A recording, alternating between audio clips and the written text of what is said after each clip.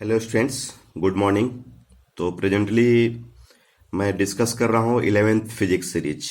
Chapters name है Newton's laws of motion. और अभी जो प्रेजेंट टॉपिक है अपन प्रॉब्लम्स है, इम्पल्स पर बेस्ड है। तो अभी हम लोग इम्पल्स सॉल्विंग करेंगे।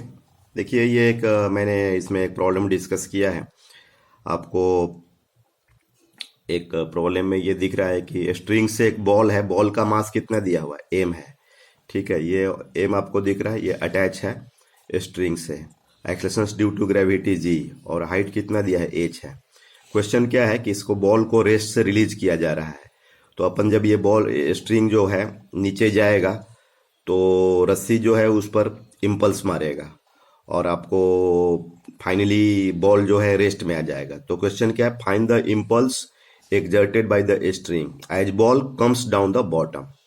ठीक है, तो ये प्रॉब्लम्स में वही जो कॉन्सेप्ट वही है आपका कि क्या होता है इम्पल्स इज, यहाँ पर तो एक्चुअली जो impulse is exerted by the force, actually combined effect of the force and mass है। लेकिन यहाँ पर जो फोर्स का इंफॉर्मेशन नहीं है, यहाँ पर मोमेंटम का इंफॉर्मेशन है। ये जो हाइट जो ये दिया हुआ है, एच दिया हुआ है, जब इसको हम रिलीज करेंगे तो ध्यान देना है कि जब ये यहाँ से यहाँ यहाँ ग्रीन बॉल तक आएगा तो ये हाइट एच पहले से था ऑलरेडी, और एच और राइट, तो टोटल हाइट कितना हो जाएगा, 2h हो जाएगा। ये जो यहाँ से जो है टोटल हाइट क्या हो जाएगा, 2h हो जाएगा। तो अगर हम देखें इसका स्ट्राइक स्पीड देखें, डाउनवर्ड स्पीड, तो v is equal to under root 2g2h। तो 2 2 जा 4, तो ये 2 बाहर हो गया, और under root g h, right. तो ये बॉल है, ये रेड कलर का बॉल दिख रहा है। तो इसकी जो डाउनवर्ड मोमेंटम, इनिशियल मोमेंटम कितनी होगी, 2m under root g h. और ये जो रस्सी है आपका, रेड कलर का रस्सी है, जो उस पर क्या करेगा, ये इम्पल्स लगाएगा, आई टी। आई टी क्या है बच्चों, tell me please. Impulse exerted by the string. तो अपन ध्यान देना है कि कब हमें कौन कॉन्सेप्ट लगाना है। इम्पल्स दो फॉर्मूला है, या तो एफ डेल्टा टी है, या तो आपका चेंज इन मोमेंटम है। तो यहाँ पर चेंज इन मोमेंटम लगेगा, बिकॉज शुरू में ये momentum is going in downward direction, और ये जो स्ट्रिंग है, रेड कलर की जो मैंने दिखाया है, ये स्ट्रिंग क्या करेगा, इम्पल्स लगाएगा, और उसके चलते फाइनल मोमेंटम क्या हो जाएगा, 0 हो जाएगा। तो अपन लोग ये जानते हैं कि impulse is equal to change in momentum होता है, राइट। तो अभी हम लोग इसमें देख रहे हैं, जैसे मैंने ये दिखाया है, ये बॉल है, बोलो नीचे कितना से जा रहा था ये ball, 2m under root g h, और रस्सी क्या लगा रहा है, इम्पल्स। तो फाइनल इम्पल्स क्या हो गया, फाइनली बॉल स्टॉप्स, तो p मोमेंटम क्या हो जाएगा, 0 होगा। और ये 2m under root g H, ये जो दिख रहा है, ये क्या, what is this, this is the initial momentum. तो अपन लोग को इक्वेशन पता है, p initial plus i impulse is equal to P final. तो बोलिए आप, बॉल कहाँ से कितना मोमेंटम से नीचे जा रहा था, तो this is the 2m under root g h. Direction क्या था, माइनस जे कैप, और इम्पल्स कहाँ लग रहा है, ऊपर, I T. And finally ball क्या हो रहा है, स्टॉप कर रहा है, तो ये क्या हो जाएगा, 0 हो जाएगा, राइट। तो सॉल्व करेंगे तो I T is equal to 2m under root g h, direction क्या हो जाएगा, जे कैप। बोलिए जो रस्सी है, ये स्ट्रिंग है, इम्पल्स कहाँ लगा रहा है, ये ऊपर लगा रहा है। तो सो impulse exerted by the string in downward direction, isn't it. तो ये हम लोग एक बार दोबारा फिर जो कॉन्सेप्ट है उसको रिवाइज कर रहे हैं। तो दिस इज द इम्पल्स है, right. F average delta T, I का formula F average delta T, और समटाइम्स द फंक्शन जो फोर्स होता है the in the variable form, तो then in that time we use integral definition of the F D T, isn't it. I is equal to integration of the F D T. And अगर इसको हम graphical approach में जाते हैं, अगर हम function और टाइम का ग्राफ ड्रॉ करते हैं, तो this is nothing, this is the area of the F T curve. तो ऑलवेज ज्योमेट्रिकल मीनिंग है ये, एंड ये बहुत इंपॉर्टेंट है। आप एफ एवरेज को delta P by delta T लिख सकते हो, डेल्टा टी कैंसिल हो रहा है। तो then we are getting the concept I average, sorry, I is equal to delta P change in momentum, P final minus P initial. और अभी जो हमने एक प्रॉब्लम सॉल्विंग किया है उसमें इसी कॉन्सेप्ट्स को यूज किया है, P final minus P initial. तो I suppose that students you are understanding properly. And आपको मैं एक इंफॉर्मेशन देता हूँ कि हमारे जो ये जो प्रोग्राम है आपका, ये 11th फिजिक्स सीरीज के साथ साथ 12th फिजिक्स सीरीज भी स्टार्ट हुआ है। अभी उसमें running chapters ray optics is going on. और सेकेंड थिंग, आपका ये जो स्टडी है, टीचिंग है, आपको दोनों मोड में अवेलेबल है। It is online and offline both, right. और ऑफलाइन सेंटर के लिए सूरत विद्या एजुकेशन पर आप कांटेक्ट कर सकते हैं। आपको डिस्क्रिप्शंस में सारे इंफॉर्मेशंस दिए गए हैं। और it is very very important announcement that कि आपको जिस तरह के एग्जाम्स आएंगे, जैसे 12th बोर्ड एग्जाम्स आ रहे हैं, जेई आ रहा है, आपका नीट आ रहा है, तो correspondingly आपको fastest, I believe in the revision.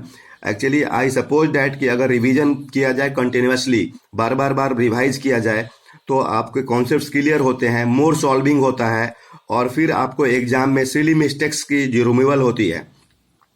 तो इस तरीके से हम लोग आगे बढ़ सकते हैं।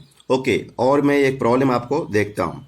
देखिए, ये भी अच्छा प्रॉब्लम है, और ये हमारा जो कॉन्सेप्ट्स है, just I was discussing vector I integration the t initial t final f dt, and this is the area of the ft curve, right? Suppose that, see that this is the force. What is this? Force and time. Force vary कर रहा है. Force is not a constant here, it's a changing with the time. So then what we do, we take the area of the this curve f versus t. See, this is another problem solving on the impulse. See, suppose this is the table here, and it is a very smooth table, and there are the two blocks A and B having mass M kept over it, and they are attached with a string. You are observing at the two blocks are shown with the color blue color, and the string is there, right? And suppose any person's exhaust impulse I over the block B, तो क्या होगा, ये दोनों block move करने लगेंगे, रस्सी tight हो जाएगा, और ये रस्सी जो है बी ब्लॉक ए पर इंपल्स एग्जर्ट करेगा। तो अपन को क्या है कि both blocks have the mass M, A and B are kept on the smooth table, and they are attached with a small string, and impulse I is exerted over the block B, and the question is find the impulse exerted by the string. तो यहाँ पर भी आप देख लीजिए कि अगर आपको टेंशन का नॉलेज होता है, अगर टेंशन के बारे में इंफॉर्मेशन होता है और टाइम के बारे में इंफॉर्मेशन होता है, तो देन आप फंडामेंटल इक्वेशन, कंबाइंड इफेक्ट्स और फोर्स और टाइम के हेल्प से इंपल्स निकाल सकते हो। But there is a problem, I suppose it, what I suppose it, there is a problem. मतलब there is a false information is not given, isn't it? Then what we do? We use the change in impulse. I is equal to change in impulse, right? तो अपन को इसमें देखिए, अब ये situations क्या है, this block A and block B having mass M. तो finally if impulse is exerted over B, so then what the situation here you are observing there, like that, this is like that.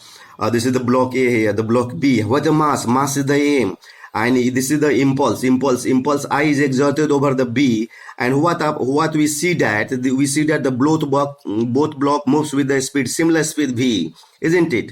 And this is the impulse I, the external impulse, and this is the IT, impulse of the impulse of the string, and this is also impulse of the string over the over the block A.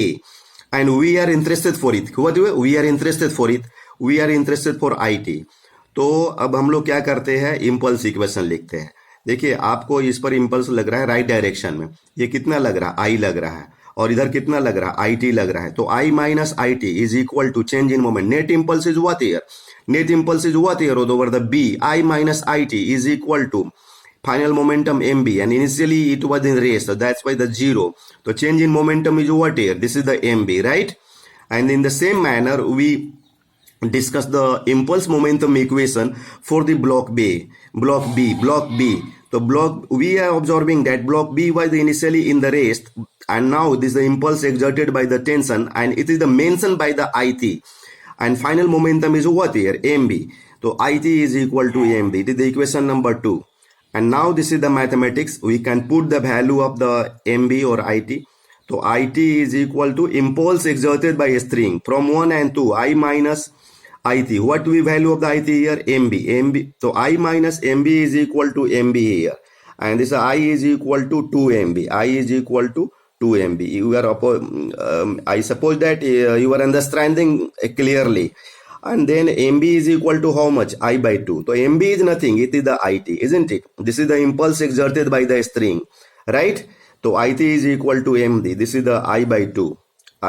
तो means कि अगर आप इस पर if आप impulse आई exert करते हो, तो ये जो दूसरी ब्लॉक है जो ए है उस पर जो इम्पल्स एक्सर्ट होगा उसका हाफ होगा। Okay, thank you.